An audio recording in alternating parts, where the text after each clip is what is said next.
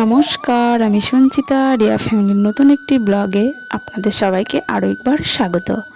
তো বন্ধুরা, আজকের ব্লগটি সকাল থেকেই স্টার্ট করেছি, তাই সকল বন্ধুদেরকে জানাচ্ছি গুড মর্নিং। তো চলুন সকাল সকাল ব্লগটি স্টার্ট করি। এই যে সকালে ঘুম থেকে উঠে কাজকর্ম সেরে মেয়েকে নিয়ে বসেছি পড়াতে। তো সকালে সেমন কিছু খাওয়া হয়নি আজকে, তো সেই জন্য ভাবলাম মুড়ি মাখিয়ে নিই। তো আমিও খাবো, মেয়েকেও দেবো, তার সঙ্গে মেয়ের পড়াটাও হয়ে যাবে।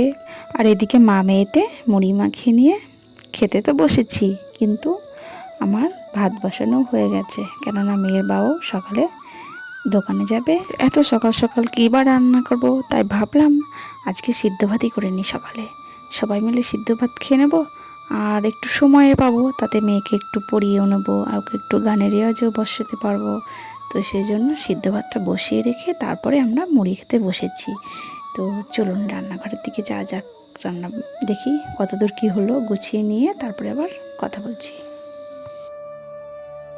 এই যে মেয়েকে গানের রেওয়াজে বসিয়ে দিয়ে রান্নাঘরে এসেছি, আর সব কিছু গুছিয়েও নিয়েছি। এদিকে আলু সিদ্ধটাও মেখে নিয়েছি, তার সঙ্গে ডিম সিদ্ধটাও মাখা হয়ে গেছে। আর আলু সিদ্ধটা আজকে পেঁয়াজ, কাঁচা লঙ্কা, সর্ষের তেল, লবণ এসব দিয়ে মেখেছি। আর আজকে ডিম সিদ্ধটাও তাই করেছি, একটু কুচি কুচি করে পেঁয়াজ কেটেছি, লঙ্কা কুচি দিয়েছি, একটু সর্ষের তেল আর একটু লবণ দিয়ে ডিম সিদ্ধটা মেখেছি।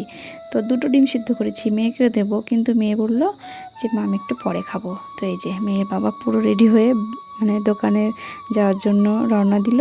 তো চলুন মেয়েকে এবার স্নান করিয়ে খাওয়াতে বসাই। তো আমার পুচকু সোনা আজকে পুরো রেডি হয়ে তারপরে খেতে বসেছে। অন্যদিন কি হয়, ও স্নান করার আগে খেয়ে নেয়, তারপরে স্নান করে রেডি হয়, কিন্তু আজকে কি মন হয়েছে কে জানে, আজকে স্নান করে পুরো রেডি হয়ে খেতে বসেছে। আর ওই যে ডিম সিদ্ধ রেখেছিলাম, তা মেয়ে বলল মা গো ডিম সিদ্ধটা একটু তেলের উপর লবণ আর হলুদ দিয়ে মাখিয়ে দাও।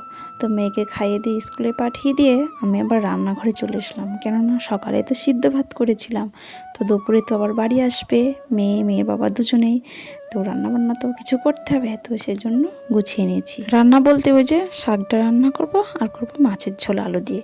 তো এদিকে প্রথমে শাকটাই বসিয়ে দেবো, আর শাকের ফোড়নে দেওয়ার জন্য কাঁচা লঙ্কা, একটু পাঁচ ফোড়ন, শুকনো লঙ্কা আর কয়েক কোয়া রসুন থেতো করে দিয়েছি।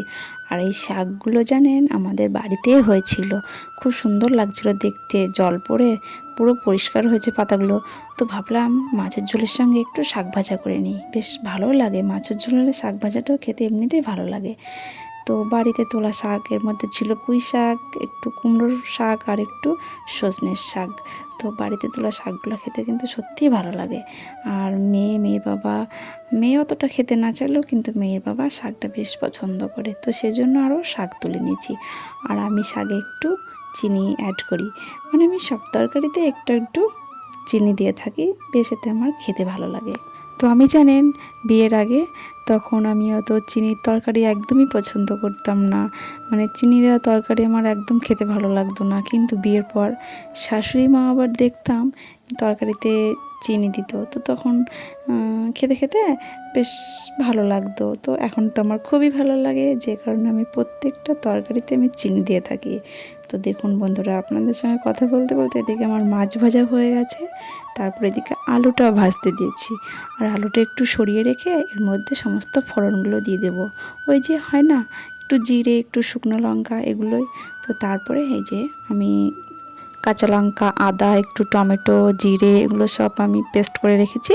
তো সেই মশলাটাও দিয়ে ভালো করে আলুটার সঙ্গে আগে কষিয়ে নেব। আর আমি আগে থেকে একটু গরম জল করে রাখি, যে কোনো তরকারিতে জন্য আমি গরম জলটাই বেশিরভাগ সময় ব্যবহার করে থাকি। তো গরম জলটা করে রেখেছিলাম এই যে মাছের ঝোলের জন্য, তো সেটি দিয়ে দিলাম। আর এই গরম জল দিলে জানেন তরকারির কালারটাও বেশ ভালো আসে, আর খেতে তো ভালো লাগেই। তো এদিকে আমি সমস্ত রকম মশলা, লবণ, হলুদ সব কিছু দিয়ে ঝোলটা একটু ফুটে গেলে তারপরে এই যে মাছগুলো দিয়ে ওই মিনিট 10 একটু রেখে দেবো ঢেকে, তাহলে আমার মাছের ঝোল রেডি। তোমার রান্না করতে করতে 1টা বেজে গেছে, তো বাইরে কাজ সমস্ত পড়ে আছে, তো রান্নাবান্না সেরে নিয়ে তারপরে সেগুলো করব। তো এই যে রান্নাবান্না পুরো কমপ্লিট, এদিকে আছে ভাত আর এদিকে আছে শাকের তরকারি। তো এটা তো আমাদের স্পেশাল তরকারি আজকে, কেননা বাড়িতে থেকে শাকটা তোলা হয়েছে। তো কেনার শাকও ভালো লাগে, কিন্তু বাড়িতে তোলা শাক কেনার শাকের থেকে স্বাদটা যেন দ্বিগুণ হয়ে যায়। আর এদিকে আছে লাল লাল মাছের ঝোল। আজকে মাছের ঝোলটা কিন্তু খুব সুন্দর হয়েছে, দেখতেও যেমন সুন্দর, খেতেও কিন্তু ততটাই সুন্দর হয়েছে। আর শাকের তরকারিটা তো সে তো তুলনায় হয় না, শাক তো জানি সবারই ভালো লাগে। তো চলুন রান্নাবান্না গুছিয়ে স্নানটা সেরে নিই। তারপরে স্নান করে এসে একটু ঘুমিয়ে পড়েছিলাম, তারপরে দেখছি বিকেল হয়ে গেছে। তো বিকেলে আর মেয়ে ভাত খেতে চাইলো না, তো ওই জন্য ওকে সন্ধ্যার একটু পরে ভাত খাওয়াতে বসেছি। আর এই যে শাকের তরকারিটা অতটা খেতে চাইলো না, কিন্তু আমার কিন্তু খুব ভালো লেগেছে। তো ও খেতে যখন চাইলো না, তখন বাকি শাকটা আমি নিজেই খেয়ে নিলাম। আর তারপরে মেয়েকে যে আলু আর ঝোলটা দিয়ে ভাতটা একটু মেখে দেবো।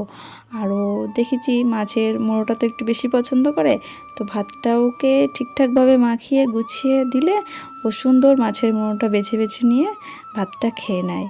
আর মায়ের হেল্পের আর প্রয়োজন হয় না। তো চলুন বন্ধুরা, মেয়েকে ভাতটা গুছিয়ে গেছি মেখে দিই, ও খেতে তো শুরু করুক, তারপরে ওকে পড়াতে বসাবো। তো ভিডিওটি আজকে আমি এখানে রাখছি। আমার ভিডিওটি ভালো লাগলে অবশ্যই আমাকে কমেন্ট করে জানাবেন, তাহলে আমি নতুন ভিডিও বানানোর জন্য প্রস্তুতি নেব। আর ভিডিওটি ভালো লাগলে একটি লাইক, শেয়ার, কমেন্ট আর সাবস্ক্রাইব করবেন। দেখা হবে পরের একটি নতুন ভিডিওতে। নমস্কার।